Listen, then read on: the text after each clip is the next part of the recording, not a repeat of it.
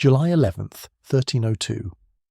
Dawn broke over the flat fields outside Kortrijk in Flanders, revealing a scene that would shatter medieval military doctrine.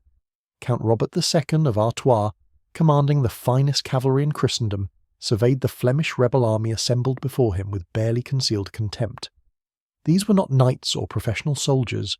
They were weavers, dyers, fullers, and craftsmen, the commoners of Bruges, Ghent, and Ypres, who had dared to rebel against their French overlords. They stood in dense formations bristling with pikes, their simple wool tunics and leather caps a stark contrast to the glittering armour of the French nobility, assembled behind Artois. The Count reportedly laughed and turned to his subordinates. "We will not even need to dismount. These sheep have gathered for slaughter." Within hours those words would become a monument to aristocratic hubris. The pikemen he dismissed would kill over 1,000 French knights, including Artois himself, in a massacre so complete that medieval chroniclers struggled to describe it.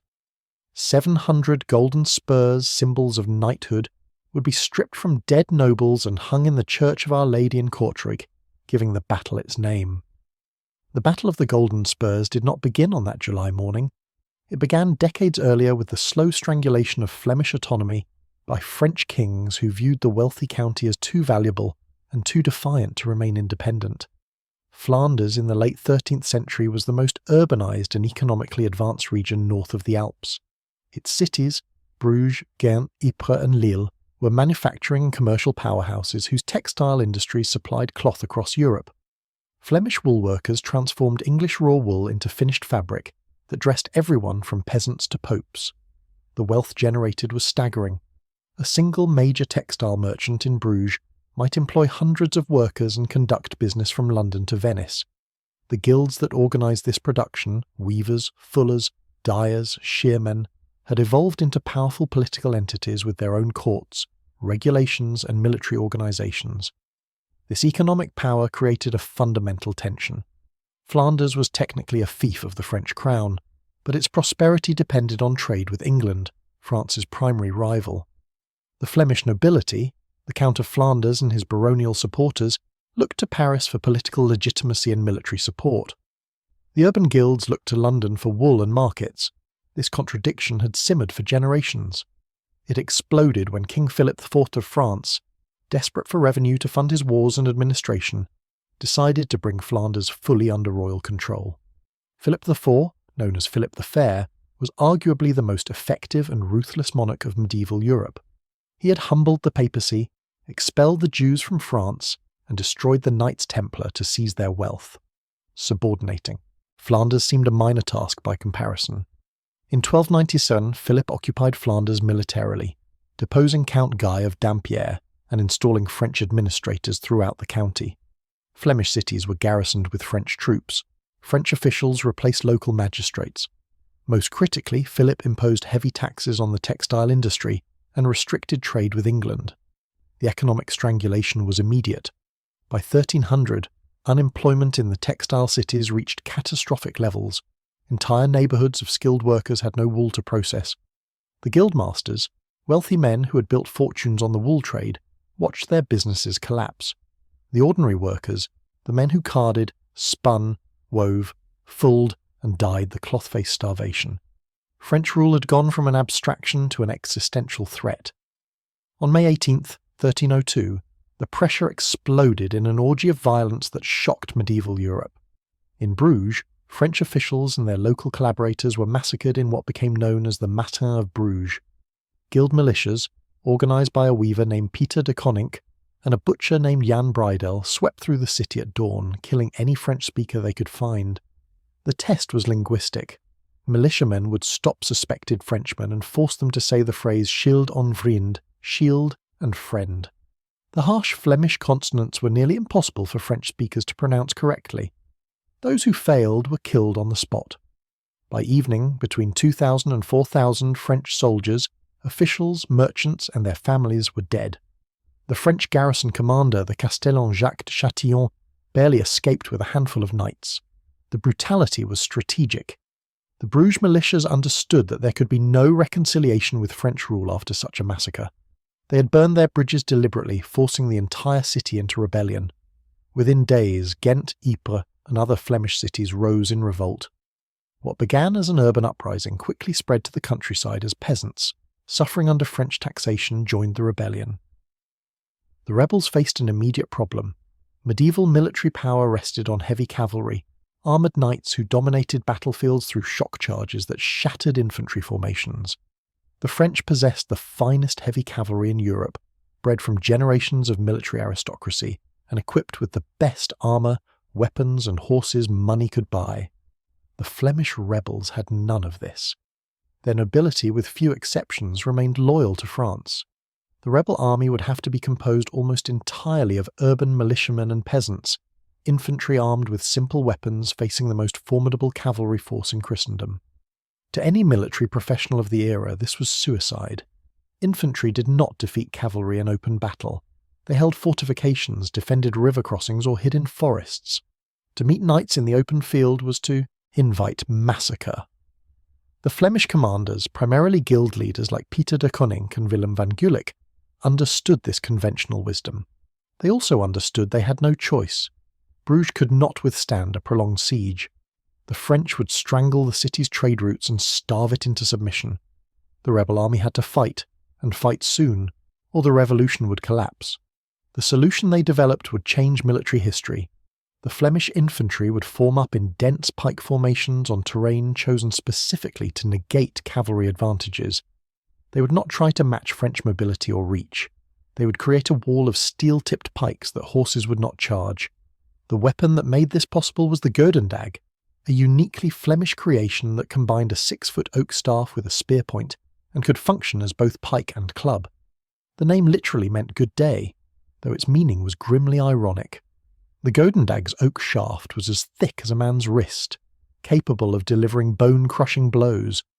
The iron spike at the top could punch through mail and even some plate armour. Most critically, the weapon's length allowed tight formations of infantry to present an impenetrable hedge of points to charging cavalry. Flemish militiamen had trained with the Golden Spurs for decades. Guild regulations required regular military drill. Men practiced in groups, learning to maintain formation discipline and coordinate their movements. The weapon drills emphasized keeping formation, bracing the pike butt against the ground, and using the mass of the formation to absorb impact. These were not hastily assembled peasants with pitchforks. These were organized urban militiamen who understood unit cohesion and battlefield discipline. The French, for their part, had ample warning of the revolt. King Philip's response was predictable and overwhelming. He assembled an army of approximately 8,000 mounted knights and sergeants, supported by perhaps 2,000 Genoese crossbowmen and various infantry levies. Command was given to Count Robert II of Artois, one of France's most experienced military commanders and a member of the royal family. The French army that marched into Flanders in July 1302 was the largest concentration of military power France could assemble. The mounted contingent alone represented a staggering investment. A war horse cost as much as a small farm. A full suit of mail and plate armour represented a fortune. Each knight brought years of training from childhood in mounted combat, weapons handling, and battlefield tactics. Supporting each knight were squires, servants, and grooms. The economic value of this force exceeded the annual revenue of most European kingdoms. Robert of Artois was supremely confident. He had fought in Sicily, Spain, and numerous campaigns in France. He had commanded cavalry charges that had broken infantry formations across Europe. The idea that Flemish commoners could stand against French knighthood was absurd. He reportedly wagered his own armour that the battle would be over before noon. The Flemish army that assembled near Kortrijk numbered approximately 9,000 men, though estimates vary widely in the sources.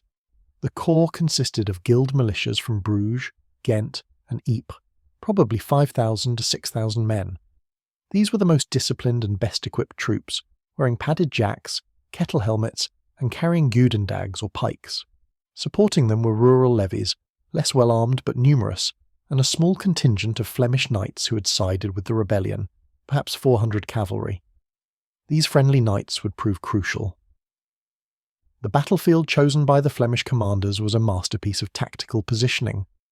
The ground between Kortrijk Castle and the Groninger stream appeared open and inviting to cavalry, perfect terrain for the sweeping charges that had brought French knights victory after victory, but appearances were deceiving. The seemingly solid ground was laced with small streams and drainage ditches concealed by tall grass. Medieval Flanders was a land reclaimed from marshes through elaborate systems of dikes and canals.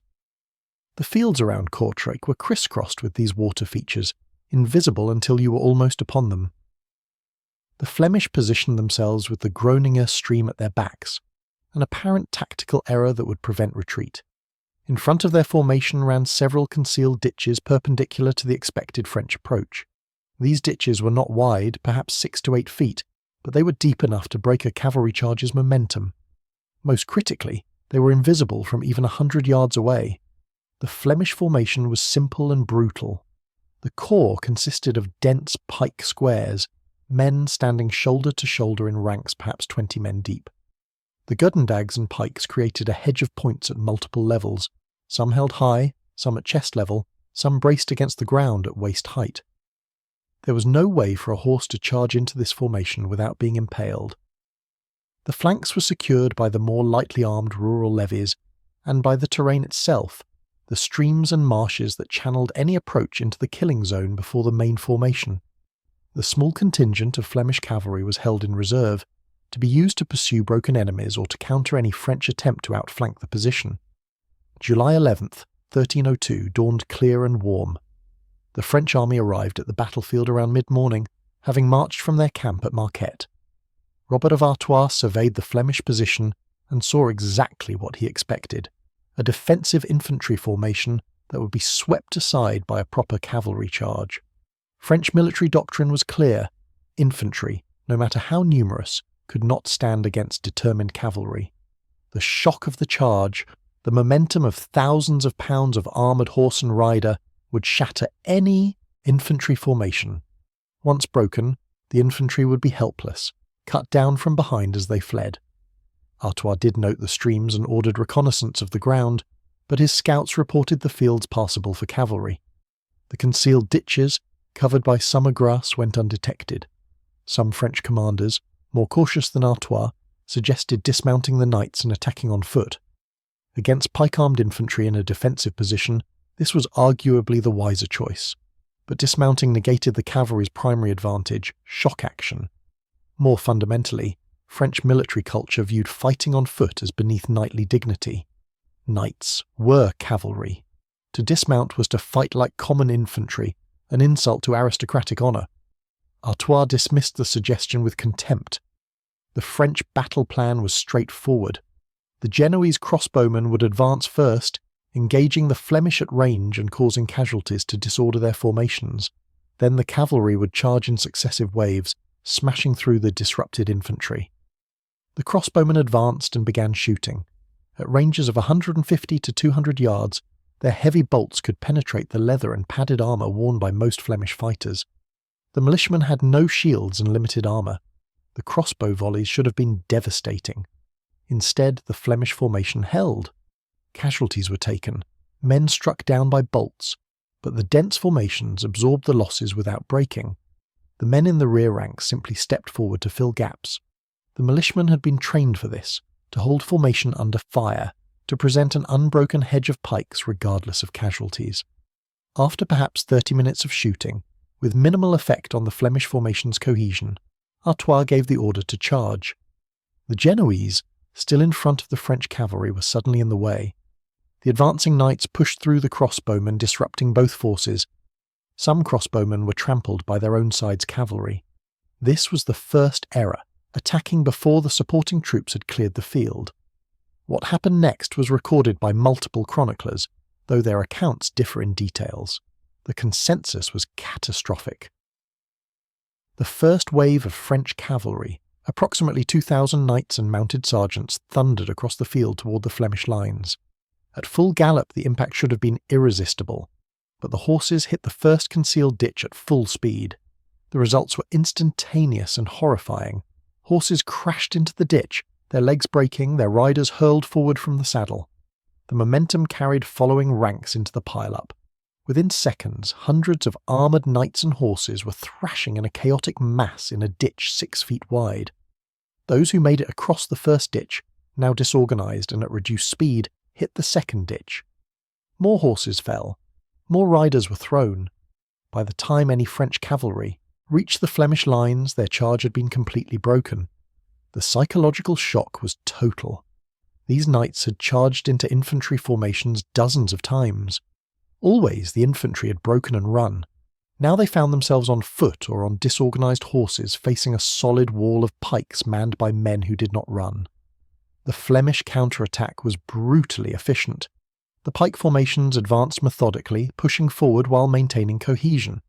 Any knight who had been unhorsed and was struggling to regain his feet in heavy armour was caught by Godendag-wielding militiamen and beaten to death.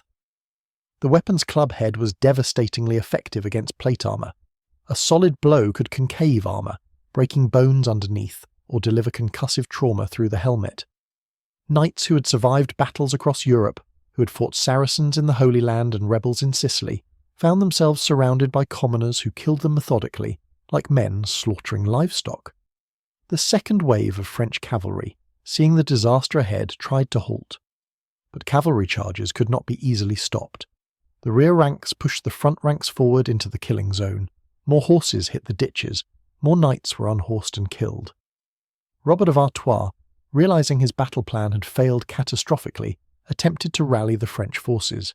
He led his household knights in a desperate charge, trying to break through the Flemish right flank where the formation appeared weakest. The attempt failed. Artois himself was surrounded, pulled from his horse, and killed by militiamen who likely had no idea they were killing one of the most powerful nobles in France. With their commander dead, French morale collapsed. What had begun as a confident attack became a rout. Knights who could extract their horses from the melee fled. Those on foot tried to surrender, offering ransoms. In conventional medieval warfare, captured knights were valuable commodities. Their families would pay substantial ransoms for their return. But the Flemish militiamen were not interested in ransoms. They had murdered French civilians in Bruges just weeks earlier. They knew there would be no mercy if they lost, so they gave none. Wounded knights offering surrender were killed. Knights trying to flee on foot were run down and killed.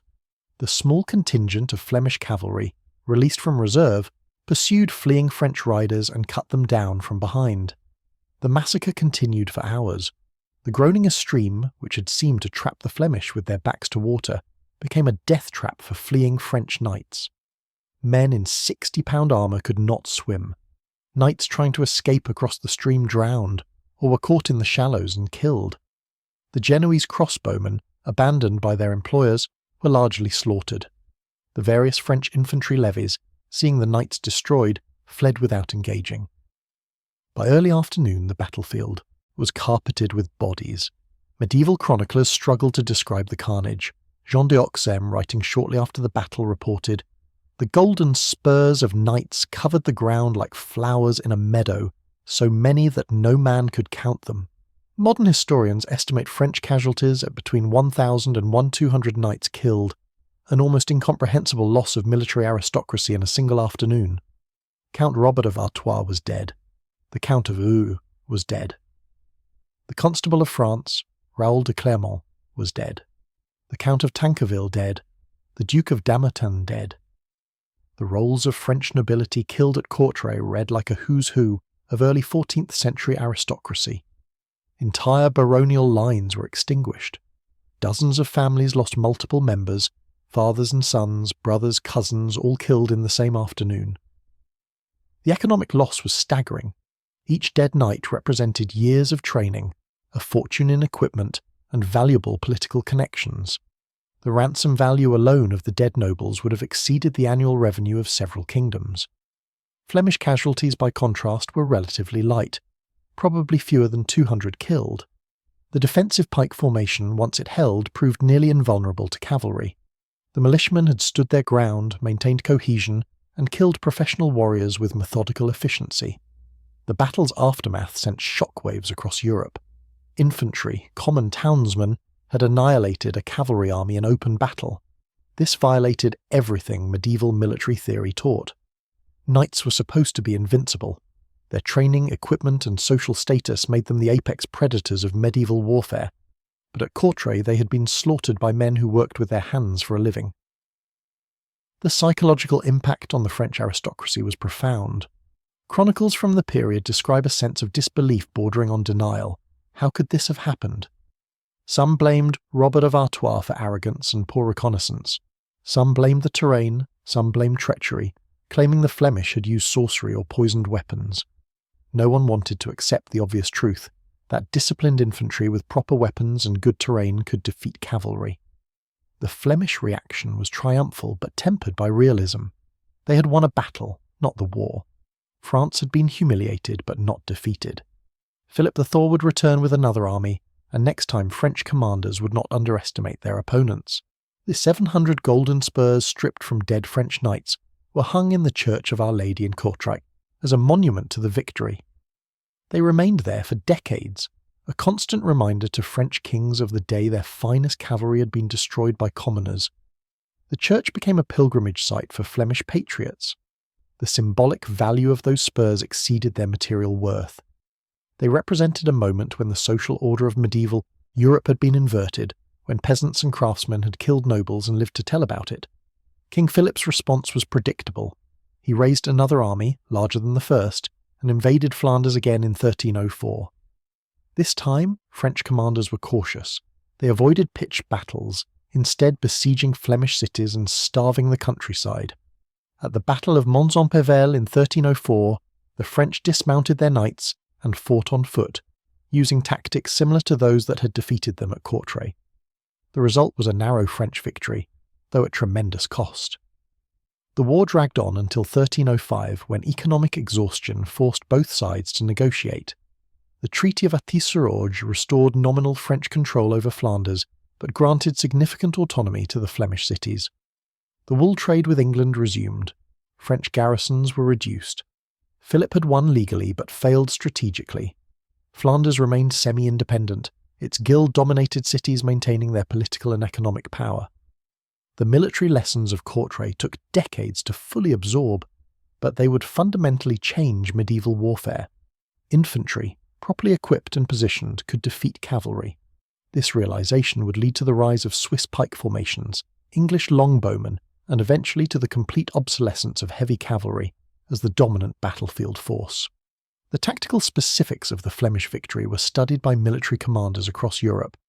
The use of terrain to channel and disrupt cavalry charges became standard infantry doctrine. The value of dense pike formations was recognized. The importance of maintaining cohesion under pressure was emphasized.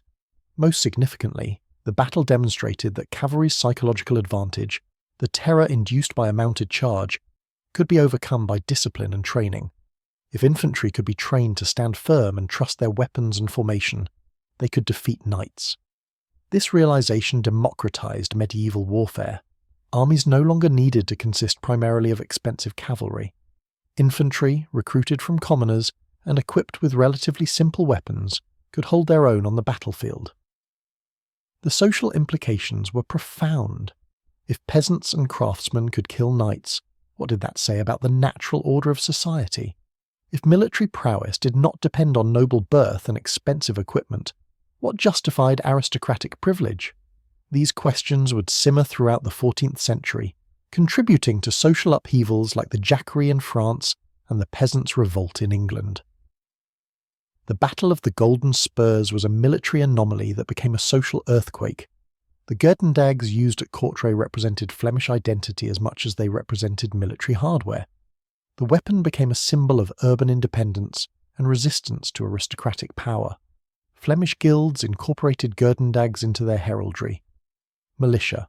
Companies trained with them for centuries after cavalry had ceased to be the primary battlefield threat. The weapon was a statement: we are craftsmen and we can defend ourselves. We do not need knights to protect us. We can kill knights if necessary.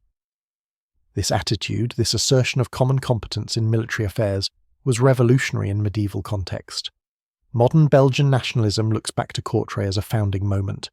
The battle has been mythologized, sometimes accurately, sometimes less so, as a triumph of Flemish identity over French imperialism.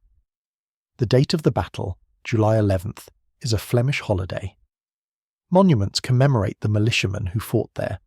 The battle's legacy is complex, celebrated by Flemish nationalists, downplayed by French historians, studied by military professionals interested in the tactical details.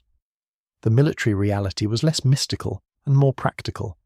Disciplined infantry with good weapons and favourable terrain defeated overconfident cavalry who charged into prepared positions without adequate reconnaissance. This had happened before and would happen again. But Courtrais' psychological impact made it historically significant beyond its tactical details. For perhaps the first time in the High Middle Ages, common infantry had faced noble cavalry in open battle and won decisively. Robert of Artois' mistake was not tactical incompetence but cultural blindness. He could not imagine that peasants and craftsmen could stand against French knights because his entire worldview said they could not. Knights were warriors by birth and training. Commoners were not. Therefore, commoners must flee when charged by knights. This was social law as much as military doctrine. The Flemish militiamen, unburdened by this worldview, simply held their ground and killed anyone who came within reach of their pikes. Their motivation was not complex. They had rebelled and massacred French officials. If they lost, they would be executed, so they fought with the desperation of men who had no choice but to win. This made them more dangerous than any amount of military training could achieve. The battlefield today is mostly farmland, peaceful and unremarkable. A monument marks the approximate location of the fighting. The Church of Our Lady still stands in Kortrijk, though the Golden Spurs were lost when French forces occupied the city and plundered the church in 1382. The ditches that broke the French cavalry charges have been filled in or incorporated into modern drainage systems. Nothing visible remains of the killing ground where French chivalry bled to death in a single afternoon. But the battle's impact on medieval military history remains immense. It was one of a series of battles: Courtrai in 1302, Bannockburn in 1314, Crécy in 1346, where infantry demonstrated they could defeat cavalry under the right conditions. Each battle chipped away at the myth of knightly invincibility until that myth finally collapsed entirely. By the 15th century, European armies would be built around infantry, with cavalry relegated to scouting and pursuit roles. The age of the knight as the dominant battlefield force was ending, killed by men with pikes and discipline. The Flemish militiamen at Courtrai probably did not realise they were participating in a military revolution. They were fighting for survival, for their city's independence, for their right to continue their trades without French interference. That their victory would help transform medieval warfare was an unintended consequence. History is often made by people pursuing immediate practical goals who accidentally change the world.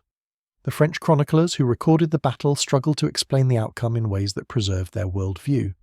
The terrain was blamed, treachery was suggested, the knights were said to have been exhausted or surprised. What was almost never admitted was the obvious truth: the French had been outfought by better motivated men who had prepared the battlefield carefully and executed their defensive plan perfectly. Admitting this would require acknowledging that commoners could be better warriors than nobles, a proposition that struck at the heart of medieval social order. The Battle of the Golden Spurs was about more than military tactics. It was about class, power, and the question of who had the right to use force in medieval society. The Flemish victory suggested that military competence was not limited to the aristocracy, that commoners could organise, train and fight effectively. This was a dangerous idea in a society built on the premise that nobles fought and commoners worked. Perhaps the most lasting lesson of Courtrai was about underestimation. Robert of Artois looked at the Flemish pike formations and saw sheep gathered for slaughter. He saw their simple weapons and humble origins and concluded they could not fight. This contempt killed him and shattered his army. The militiamen he dismissed killed him, and thousands like him through discipline, preparation, and a willingness to stand firm when charging knights expected them to run. In war, as in life, underestimating your opponent based on their social status rather than their capabilities is a fast path to disaster. The pikemen of Bruges, Ghent and Ypres were not professional soldiers. They were weavers, dyers, fullers and craftsmen.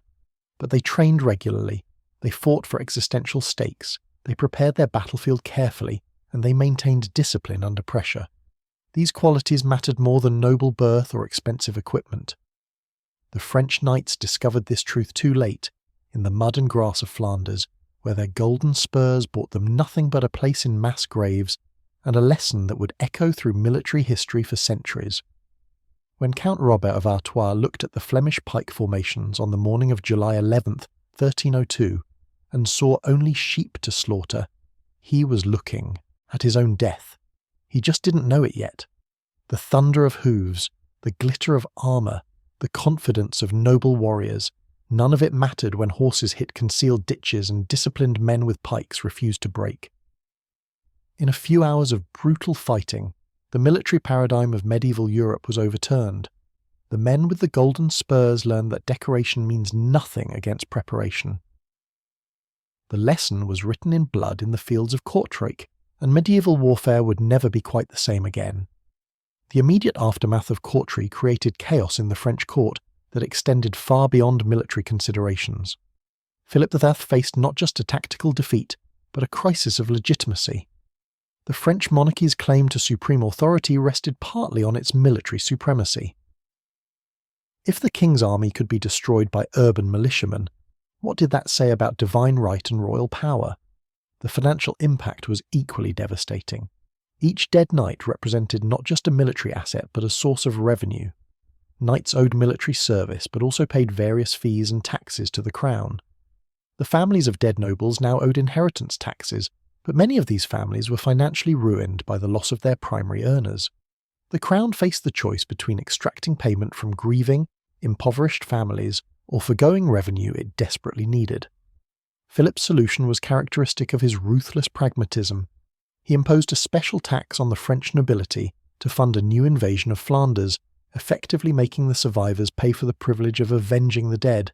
This created resentment among French nobles who felt they were being punished for a defeat caused by royal policy. The cracks in French unity that Kortrijk exposed would widen over the coming decades. The Flemish, meanwhile, faced their own challenges in exploiting their victory. The battle had unified the cities temporarily, but old rivalries quickly resurfaced. Bruges, Ghent, and Ypres competed for dominance within the Flemish alliance. The guild leaders who had commanded at Kortrijk were better at organising defence than at governance.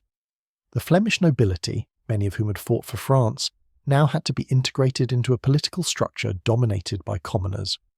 Peter de Koninck, the weaver who had helped organise the Matins of Bruges and commanded militias at Kortrijk, tried to maintain his political authority in the battle's aftermath. But guild politics were vicious and complex. De Koninck had enemies within Bruges who resented his power.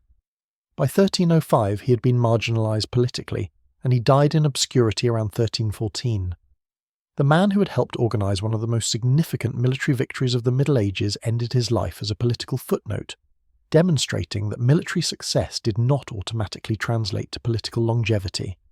The tactical lessons of Kortrijk spread slowly because they challenged fundamental assumptions about warfare.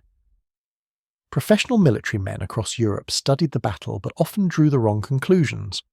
Some focused on the terrain, concluding that cavalry simply needed better reconnaissance.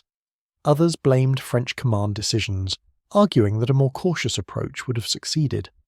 Few were willing to accept that the fundamental balance between cavalry and infantry had shifted. The Swiss were among the first to fully absorb Kortrijk's lessons. Swiss pike formations would dominate European battlefields for the next 2 centuries, using tactics remarkably similar to those employed by the Flemish militiamen. Dense columns of pikemen maintaining absolute discipline became the Swiss trademark. They would defeat Burgundian knights at Grandson and Merton, Austrian knights at Sempach, and establish themselves as Europe's premier mercenary infantry. The Swiss looked to Kortrijk as proof that their tactical system worked. The English drew different lessons. At Falkirk in 1298, Scottish pikemen had held off English cavalry, but been destroyed by English longbowmen. The English concluded that combined arms, archers working with cavalry, was the answer to pike-armed infantry. This doctrine would prove devastatingly effective at Crécy in 1346, where English longbowmen slaughtered French cavalry, while English dismounted men-at-arms held the centre. But the foundational idea that infantry could dominate the battlefield came partly from observing Kortrijk's aftermath. The French learned the wrong lessons initially. After their narrow victory at Mons-en-Pévèle in 1304, where they had dismounted their knights to fight on foot, French commanders concluded that cavalry remained supreme but needed infantry support. They did not fundamentally rethink their reliance on noble cavalry. This intellectual failure would cost them catastrophically at Crécy and Poitiers, where English forces would destroy French armies using tactics that exploited the same cavalry vulnerabilities exposed at Kortrijk. The social implications of Kortrijk reverberated for generations. Across Europe, urban militias gained confidence from the Flemish example. If Bruges and Ghent could defeat French knights, why couldn't other cities defend their liberties? Italian city-states, German free cities, and Spanish municipalities all drew inspiration from Courtrai. The idea that urban communities could field effective military forces independent of noble-led armies was revolutionary. This had profound effects on the balance of power between monarchs and cities. Previously, cities had been militarily dependent on royal or noble protection. After Courtrai, cities could credibly threaten armed resistance to royal demands. This didn't make cities independent, but it gave them leverage in negotiations. Philip IV's inability to fully subjugate Flanders after Courtrai demonstrated the limits of royal power when confronted by determined, well-organised urban resistance. The Flemish themselves understood the battle's significance, but they mythologized it in ways that obscured its lessons. The Golden Spurs became relics, symbols of national pride that were venerated rather than studied. The militiamen who fought were transformed in popular memory into proto-nationalists fighting for Flemish freedom, which simplified the complex political and economic motivations that had actually driven the rebellion. This mythologization served political purposes but made it harder to learn the battle's actual lessons about infantry tactics and battlefield preparation. French military theorists eventually studied Courtrai more carefully. By the mid-14th century, French military manuals included sections on fighting pike-armed infantry, emphasizing the need for combined arms operations, proper reconnaissance, and avoiding predictable charges into prepared positions. But institutional resistance to change was strong. French military culture was built around cavalry charges and knightly valour. Admitting that this doctrine was flawed challenged the entire social structure that justified aristocratic privilege. The battle also influenced military engineering and fortification design. If infantry could defeat cavalry in open battle, the defensive value of fortifications increased. Cities invested more heavily in walls, towers, and other defensive works, knowing they could hold out against cavalry-heavy armies if they could keep them outside the walls. The proliferation of urban fortifications in the 14th century owed something to Courtrai's demonstration that defence could overcome offence. The economic dimensions of Courtrai deserve emphasis. The battle was fought over control of trade, specifically the wool trade between England and Flanders. The Flemish militiamen were fighting to preserve their economic livelihoods as much as for political liberty. This economic motivation gave them a stake in victory that noble cavalry, fighting for honour and glory, sometimes lacked. Men fighting to feed their families will stand firm when men fighting for prestige might seek individual glory instead.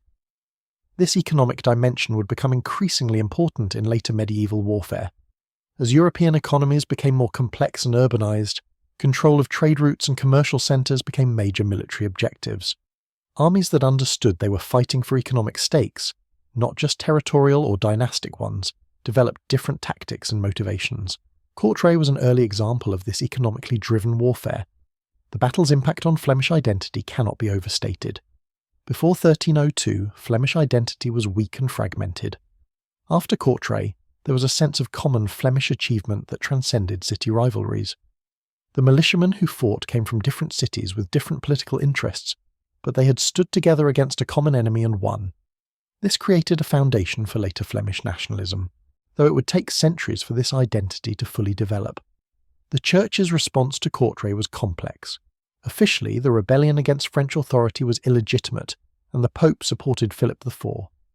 But local clergy in Flanders often sympathised with the rebels, seeing French rule as oppressive.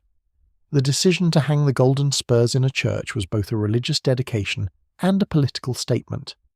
The clergy who accepted this dedication were implicitly endorsing the rebellion, despite official church policy. This tension between official doctrine and local practice characterised the Church's relationship with popular movements throughout the medieval period. The church hierarchy supported established authority, but local priests often sided with their communities against distant kings. Courtrai highlighted this divide, with Flemish clergy blessing militias that were fighting against a French king supported by the Pope. The individuals who fought at Courtrai left few personal records.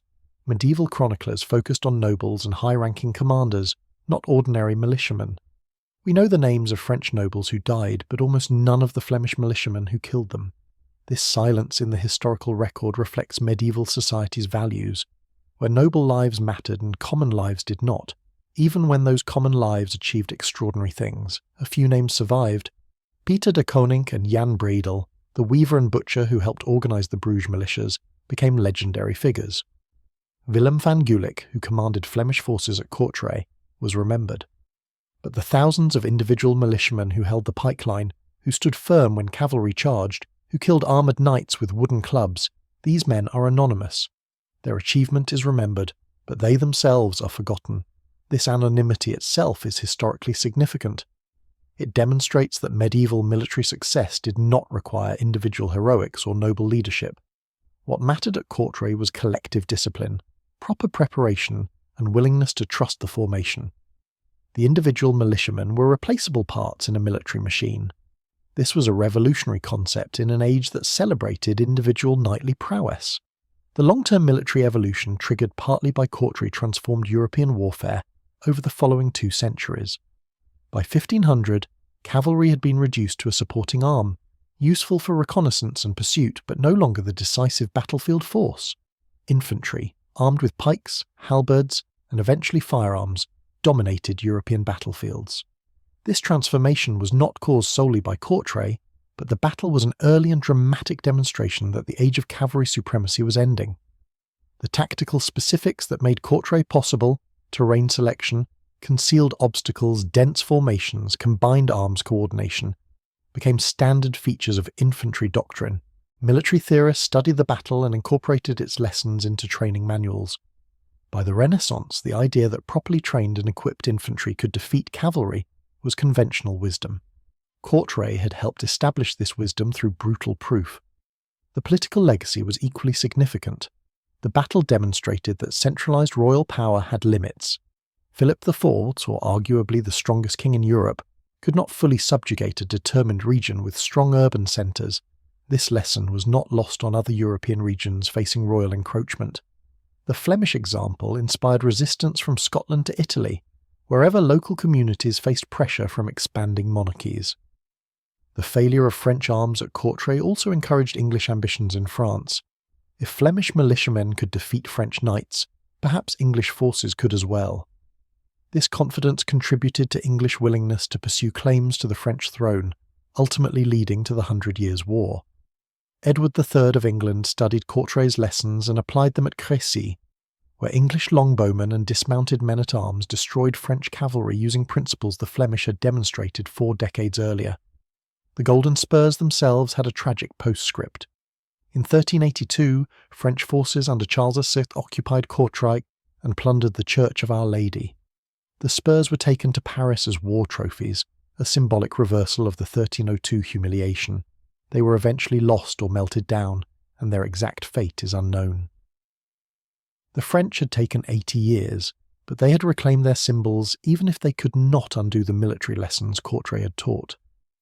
Modern Belgium celebrates July 11th as the Flemish community holiday, commemorating the Battle of the Golden Spurs as a founding moment of Flemish identity. This modern nationalism projects contemporary concerns onto medieval events, but the core truth remains. On that day in 1302, ordinary people defeated an army of professional warriors through discipline, preparation, and courage. That achievement resonates regardless of how it is interpreted politically. Military historians continue to study Courtrai as a case study in how tactical innovation defeats conventional wisdom. The battle appears in military academy curricula as an example of how terrain, motivation, and proper use of weapons can overcome apparent disadvantages.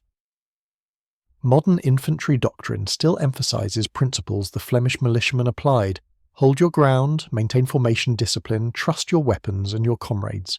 The human cost of Courtrai extended beyond the battlefield casualties. The French nobles who died left widows and orphans who faced financial ruin. The Flemish militiamen who survived carried physical and psychological scars. Medieval warfare was brutal and personal, fought at close range with hand weapons that crushed, pierced, and cut. The men who fought at Courtrai, on both sides, experienced horrors that most modern soldiers are spared by distance and technology.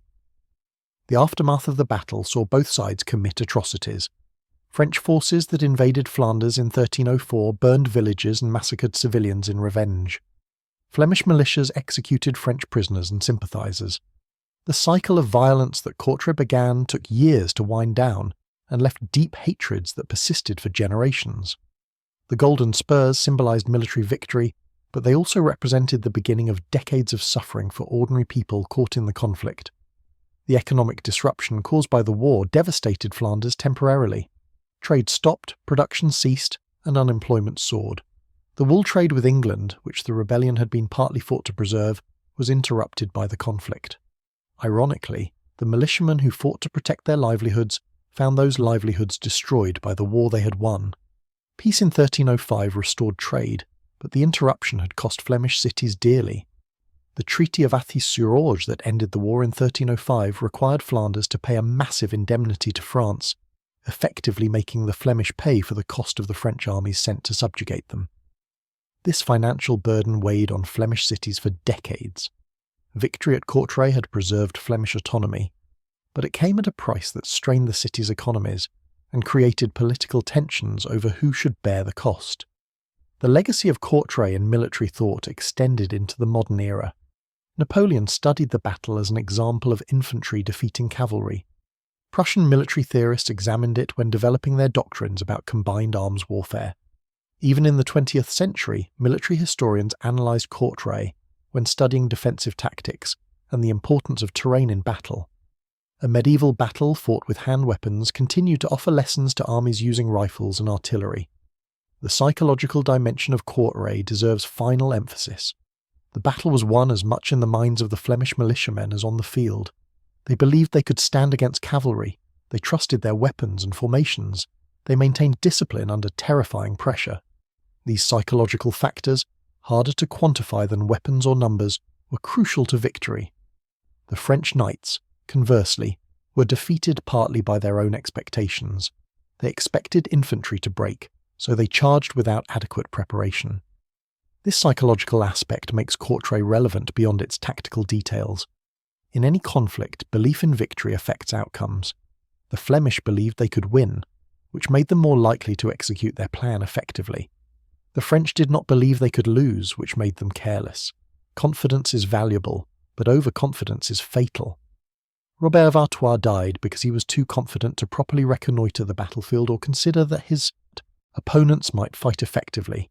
The Battle of the Golden Spurs stands as a monument to the power of preparation, discipline, and proper tactics to overcome apparent material disadvantages. The Flemish militiamen were not inherently better warriors than French knights. They were better prepared for the specific battle they fought. They chose their ground, prepared their defences, maintained their formations, and executed their plan. The French had better equipment, more training, and superior mobility, but they wasted these advantages through poor reconnaissance and tactical rigidity. In the end, Courtrai proved that medieval warfare was not simply about who had the most knights or the best armour. It was about who used their resources more effectively, who adapted to circumstances better, who maintained discipline under pressure. These lessons apply to warfare in any era. Technology and equipment matter, but they do not guarantee victory. Preparation, adaptability, and discipline matter more. The Golden Spurs taken from dead knights became symbols of this truth. They represented not just Flemish victory, but a broader lesson about the dangers of underestimating opponents and overestimating one's own advantages. Robert of Artois and his knights rode to battle certain of victory, and they died certain of nothing. The militiamen they dismissed as sheep proved to be wolves. The field of Courtrai became a graveyard for aristocratic assumptions about war and society. 7 centuries later, the lessons endure. Proper preparation defeats superior resources. Discipline under pressure defeats better equipment. Adaptive tactics defeat rigid doctrine. And perhaps most importantly, never underestimate opponents because of their social status or appearance. The militiamen of Bruges, Ghent and Ypres taught these lessons in blood and steel on a summer day in 1302. The French aristocracy learned them too late, in the mud and grass of Flanders, where their golden spurs brought them nothing but death, and a place in history as an example of how not to fight